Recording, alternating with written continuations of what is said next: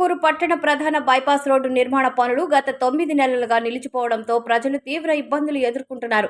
ఈ నేపథ్యంలో సిపిఎం పట్టణ కార్యదర్శి డేవిడ్ రాజు ఆధ్వర్యంలో ఆర్డీఓకు వినతి పత్రాన్ని అందజేశారు. దుమ్ము, ధూళి, గుంటలతో వాహనదారులతో పాటు విద్యార్థులు, వృద్ధులు తీవ్ర అవస్థలు పడుతున్నారని నేతలు పేర్కొన్నారు. ప్రజల ఇబ్బందులను దృష్టిలో ఉంచుకొని బైపాస్ రోడ్డు నిర్మాణ పనులను వెంటనే పూర్తి చేసి రాకపోకలకు అనుకూలంగా రోడ్లను తీర్చిదిద్దాలని అధికారులను కోరారు.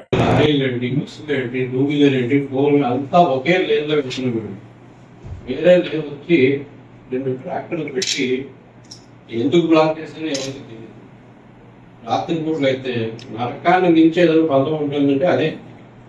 ఎవ్వరు ఎన్నిసార్లు చెప్పుకొని ఎవరు పట్టించుకోవట్లేదు. రాత్రి పూట వచ్చిపోయే టీచర్స్ కానీ, గుడ్డి పాఠశాలలో వర్క్ చేసే టీచర్స్ కానీ, ఐటీఎస్ స్టూడెంట్స్ కానీ ఎంతమంది ఎన్ని ఇబ్బందులు పడుతున్నారు ఎవరికి తెలియదు. బైపాస్ రోడ్డు వేయడం జరిగింది. కారణాలు తెలియదు కానీ 6 నెలల పైన నుండి 8 నెలల లోపల ఆ రోడ్డు ఆపివేయబడింది. అది ఆత్మకూరు పట్టణానికి వచ్చేటువంటి 2 రోడ్లలో ఒక ప్రధానమైనటువంటి రోడ్డు. ఈ ఆత్మకూరు నియోజకవర్గ హెడ్ క్వార్టర్స్. ఒకవైపు బైపాస్లో రోడ్డు ఆగిపోయి విపరీతమైన దుమ్ముతో ప్రజలు అల్లాడుతున్నారు.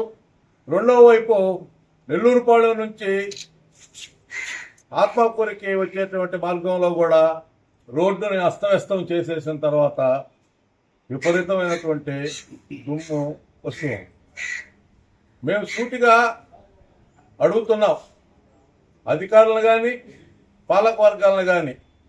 ఈ ఆత్మకూరు శాసనసభ్యులు, ఆంధ్ర రాష్ట్ర మంత్రివర్యులు రామనారాయణ రెడ్డి గారు ప్రాతినిధ్యం వహించేటువంటి నియోజకవర్గం ఇది.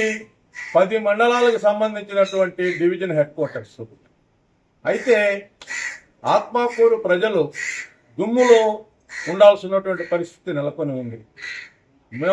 ఆత్మకూరు పట్టణ ప్రజల యొక్క అనుమానాలు ఏమిటంటే, కాంట్రాక్టర్ల మీద రామనారాయణ రెడ్డి గారికి ప్రేమ లేక తక్కువ మెజార్టీ ఇచ్చారని పట్టణ ప్రజలు లేక నియోజకవర్గ ప్రజల మీద కోపమా అర్థం కాని పరిస్థితుల్లో ఈ ఆత్మకూరు ప్రజలు ఉన్నారు.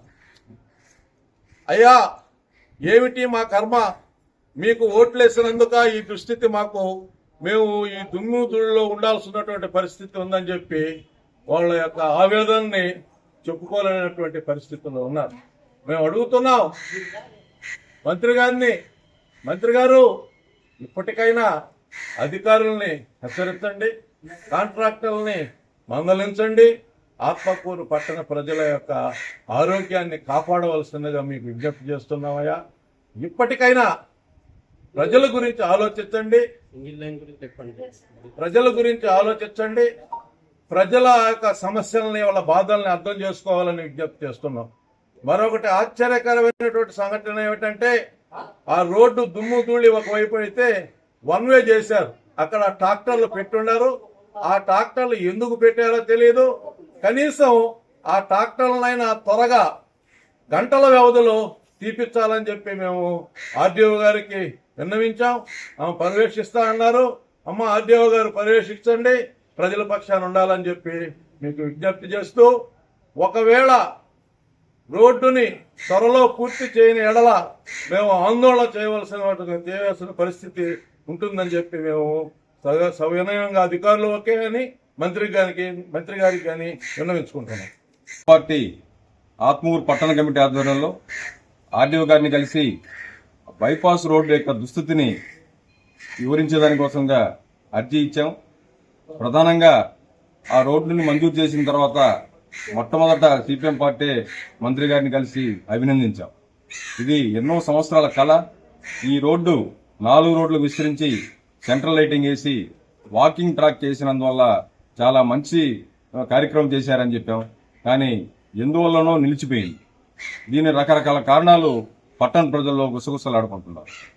ఒకటి, కాంట్రాక్టరు ఫెయిల్యూర్ అని చెప్పి ఒక పక్కన, రెండో పక్కన తారు లేదు అందుకని ఆపేశారని. కానీ దేని మీద కూడా ఇటు మంత్రి గారు అయితేమి, ఇటు అధికారులు అయితేమి ఆత్మకూరు పట్టణ ప్రజలకు స్పష్టత ఇంతవరకు ఇవ్వలేని పరిస్థితి. ఈ లోపల ప్రజలు వాకింగ్ పోయేవాళ్ళు కానీ, స్కూల్ విద్యార్థులు కానీ, కాలేజీ విద్యార్థులు కానీ ఆ దుమ్ము ధూళికి అల్లాడిపోతున్నటువంటి పరిస్థితి గత 7 నెలల నుంచి ఎదుర్కొంటాం. రోజు వాకింగ్ చేసుకునే దానికి ఆత్మూరు పట్టణంలో ప్రధానమైనటువంటి రహదారి అదొక్కటే.